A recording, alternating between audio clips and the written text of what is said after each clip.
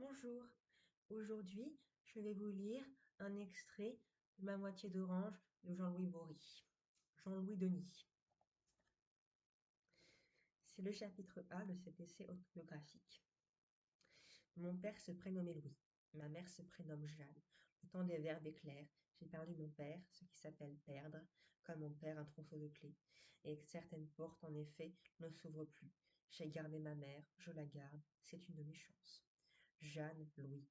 Logique, non? Si le doux fruit de leur union se prénomme Jean-Louis. Ma mère espérait une fille, pour obtenir enfin la poupée idéale dont rêvent les gamines. Elle en chair et en os, qui bat des cils, couine, fait pipi, dit papa maman, sans recours à une machinerie désenchantante. Cette fille indubitable, on la baptiserait Denise. Ma mère, habitée de cet étard qui allait devenir moi, rêvait, les doigts dans du ruban rose. La coutume attribuait le rose aux petites filles, le bleu aux petits garçons. Il fallut virer soudain du rose au bleu. Changement de dragée, plutôt brutal.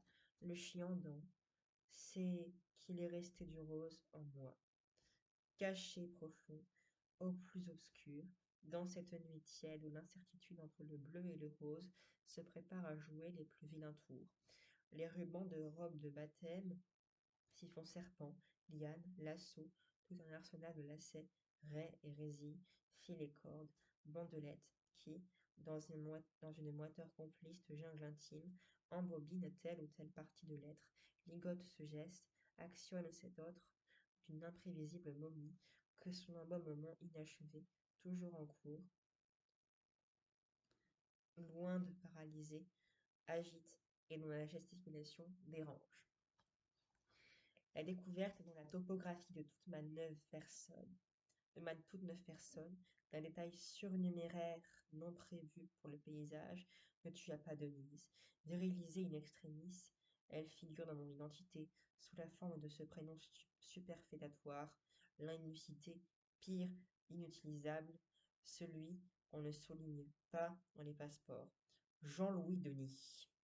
S'était concédé à la fausse momie ce bas bout de table où on case le cousin pauvre, le parent qu'on a failli oublier, ou dont on rougit et que l'on craint de voir se tenir mal. N'empêche, Denise est là.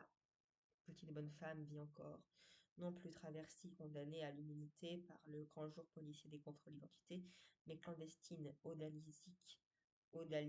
odalisque, que j'imagine ivoirine et pourtant spongieuse, de cette flacidité élastique de champignons proliférant au fond des cavernes.